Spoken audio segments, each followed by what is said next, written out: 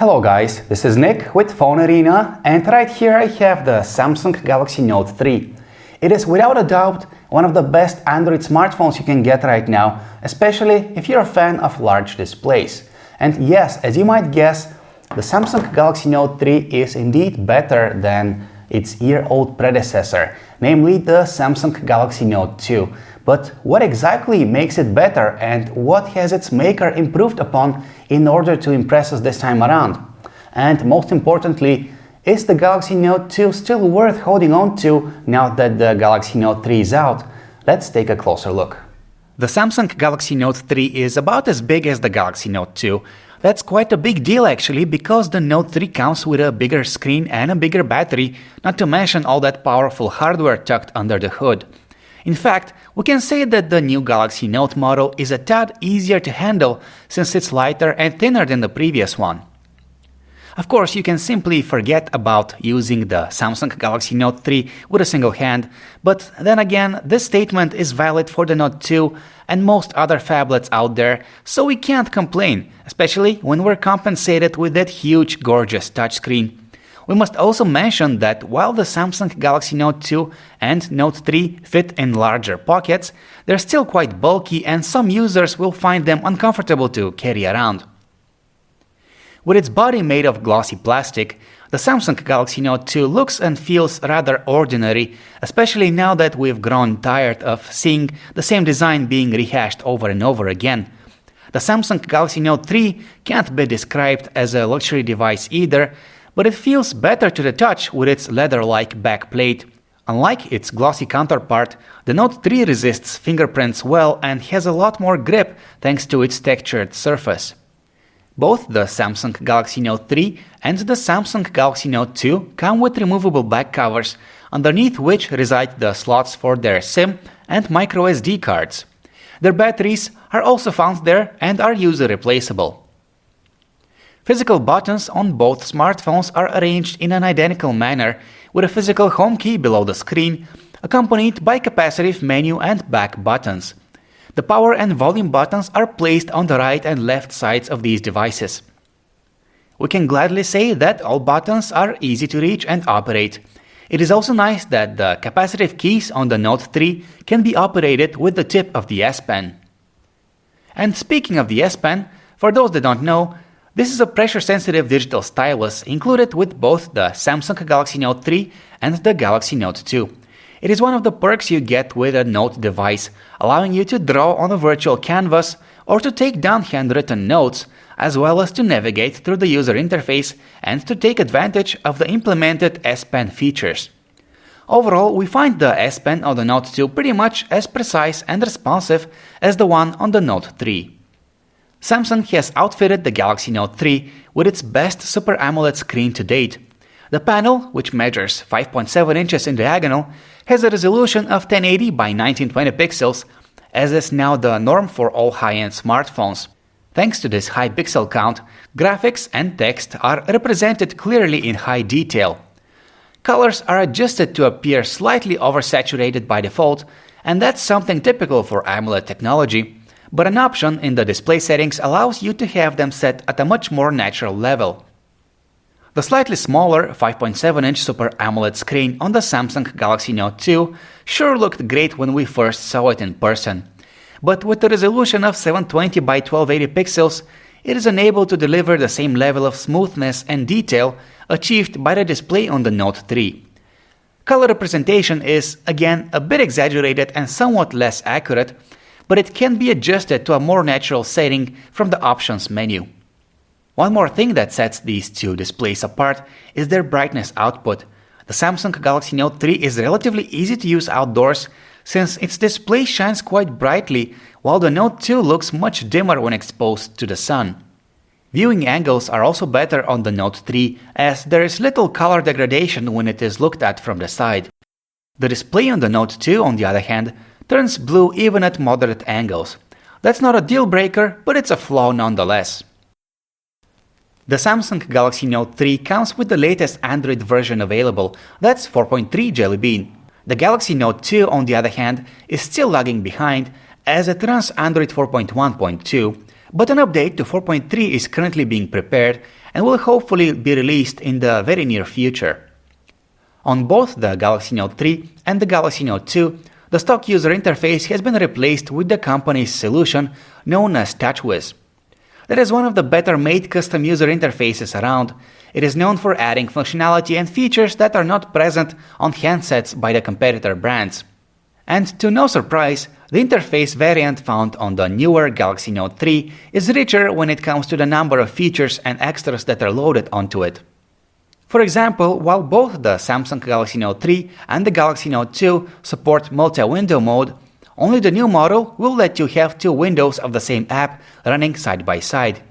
Also, Flipboard is present on both handsets out of the box, but on the Note 3, the popular newsfeed app comes with a redesigned layout called My Magazine, which has been built into the user interface, allowing the user to access it from any home screen. And that's far from all. The Note 3 comes with many other goodies, including S-Translator, S-Health, and for those who demand extra security for their personal data, there's Knox, which creates a private virtual workspace on the device. The S Pen on the Samsung Galaxy Note 2 can be used for entering text in the email or messaging applications, for drawing, and for taking down notes using the S Note application. Holding down the button on the S Pen allows you to crop areas of the screen and save them for later use. Furthermore, hovering with it over a calendar appointment or an email will give you a brief preview in a pop-up window. The Samsung Galaxy Note 3 can do all of that with its S Pen, but there's a handful of extras thrown in as well. These are accessed as soon as the accessory is pulled out via the new Air Command menu or by pressing the button on the S Pen itself. Action Memo is the first on the list. It is used for writing down a quick note and then linking it to a specific action. For example, your note or parts of it can be transformed into a new contact in your address book or a new to-do list. Scrapbooker is used for cropping content from apps like your web browser, YouTube, and even your home screen. Additional data such as headlines and the web page address is also attached to the note. ScreenWrite takes a screenshot and then allows the user to modify it. The image can be cropped and notes can be handwritten right on top of it. S-Finder is a tool that helps with organizing notes. As the name implies, it can search through whatever you have written down, and yes, it will recognize your handwriting as well. Last but not least, there's Pen Window, which is used for launching a small companion application hovering over the user interface. Apps that are compatible with the feature include YouTube, the calculator, the phone and the contacts list, as well as Chat On, Hangouts, and the internet browser. Having a large keyboard is always a plus since it makes typing faster and more accurate. By default, the keyboards on the Note 2 and Note 3 occupy the entire width of the screen, and a layout like this is very comfortable for typing with two thumbs. Alternatively, you may have them condensed on the left or right side of the display, and that is supposed to allow for text to be entered single-handedly. To be honest, we don't really find this layout as comfortable, but we do appreciate having options. The keyboards on both smartphones come with autocorrect and support for multiple input languages. With its 2.3 GHz quad-core Snapdragon 800 chip under the hood, the Samsung Galaxy Note 3 ranks among the top Android smartphones out there. Few are the handsets that are capable of delivering the same user interface smoothness and responsiveness no matter the task being executed. Its predecessor, the Galaxy Note 2, has a 1.6 GHz quad-core Exynos 4412 chip, which is inferior but still quite snappy even by today's standards. We do notice lags every once in a while, but as a whole the phone is still fast enough and should have no problems handling heavy apps, including today's demanding video games. When it comes to multitasking, the Samsung Galaxy Note 3 has the upper hand. It comes with a whopping 3 GB of RAM, so it can store plenty application data for easy switching between them. The Galaxy Note 2 has 2 GB of RAM at its disposal, which is also plentiful and sufficient for all but the most demanding of buyers. For those who value having lots of storage space, we bring good news. Both smartphones come with microSD card slots, which support cards of up to 64 GB in size. Onboard storage for the Galaxy Note 3 is 32 or 64 gigs, depending on which model you pick, while the Galaxy Note 2 comes with 16, 32 or 64 GB. As an added bonus, Samsung is treating all of its Note 2 and Note 3 buyers to 50GB of free Dropbox storage for 2 years. Both phablets, with their large screens, are ideal for web browsing, but would much rather use the Note 3 for the job. Its display is not only a bit larger, but its higher resolution allows for text and graphics in pages to look sharper and more detailed. Besides, its web browser has been polished a bit further. The size of the text is slightly increased where that is appropriate, which makes it easier to read. Both web browser apps offer reader mode, which clears the entire web page from all non-essential content, leaving just the text and some photos. That is very useful for reading those long blog posts and articles. In terms of performance, both browser apps are pretty fast and responsive and support all the mandatory navigation features, such as pinch to zoom and the likes. There is a 13-megapixel camera on the Samsung Galaxy Note 3, and this is how its camera interface looks like. In terms of features, it has quite a lot to offer, including built-in filters and effects, as well as fancy and potentially useful modes which let you erase moving objects out of the frame or composing short animations. HDR, panorama, and 360-degree photospheres are present as well. Also, this is one of the very few smartphones that can take 1080p videos at 60 frames per second, 4K video at 30 frames per second, and slow-motion videos at 120 frames per second. The 8-megapixel camera on the Samsung Galaxy Note 2 isn't as advanced, so it cannot do all of that. There is no support for 4K videos, there is no 60 frames per second 1080p video, but as a whole, it is still quite rich in terms of features and should meet the needs of people who wish to have more control over the image that they're capturing. Besides, essentials like HDR, panorama, night mode, and those image filters many like to use are also on board.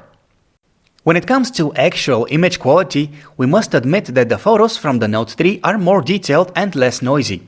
However, the difference between these two cameras isn't that great. In fact, we noticed that the older model takes sharper macros.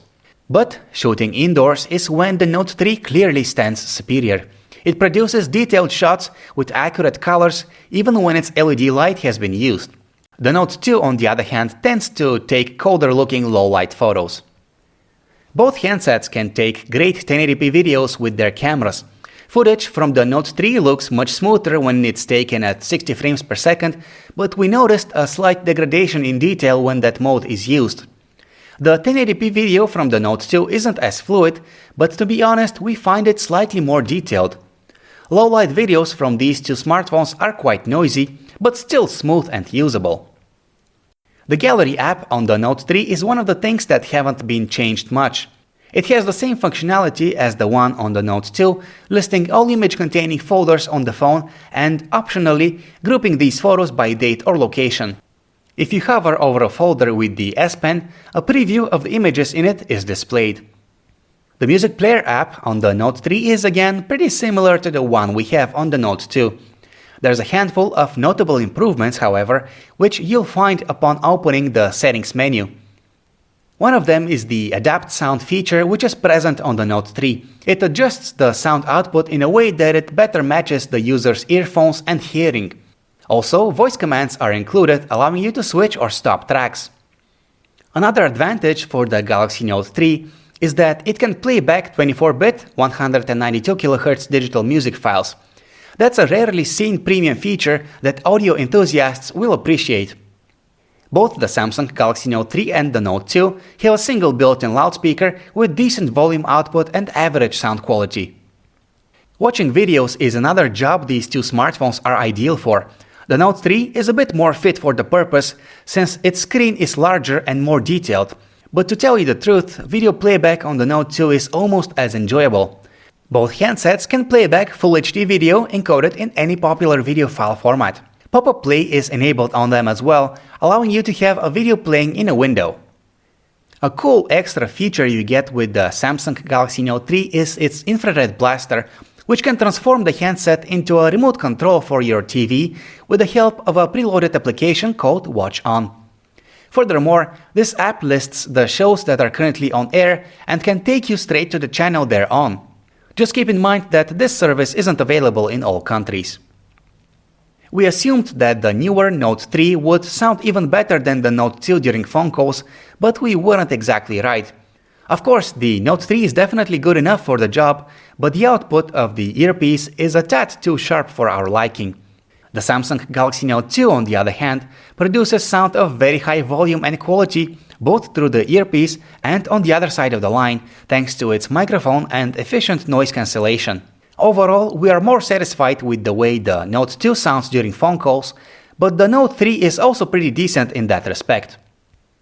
The Samsung Galaxy Note 3 comes with a larger 3200 mAh battery, despite being slightly thinner than the Note 2, which has a 3100 mAh cell. Both smartphones can last pretty long on a single charge, well over a day in fact if they are used with moderation. According to Samsung, the Galaxy Note 2 should last through 16 hours of 3G talk time, which is really good. As for the Galaxy Note 3, we don't really have any figures about it yet, but we wouldn't be surprised if it performs even better in this category. So in conclusion, it is pretty easy to figure this one out.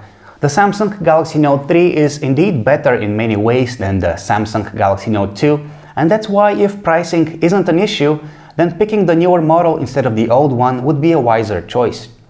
In return, you'll get to enjoy its larger, high-resolution display, to experience its silky smooth performance, and to use its multitude of productivity and multitasking features. At the same time, the Samsung Galaxy Note 2 is still standing strong. Yeah, it might be a year old now, but it does rank as a relevant smartphone, and in case you happen to own one, then upgrading to the Note 3 isn't really a must.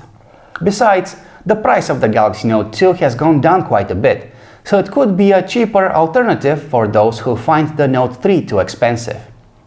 Thank you for watching our comparison between the Galaxy Note 3 and the Galaxy Note 2. This is Nick, and if you'd like to learn more about these great smartphones, just visit our website phonearena.com.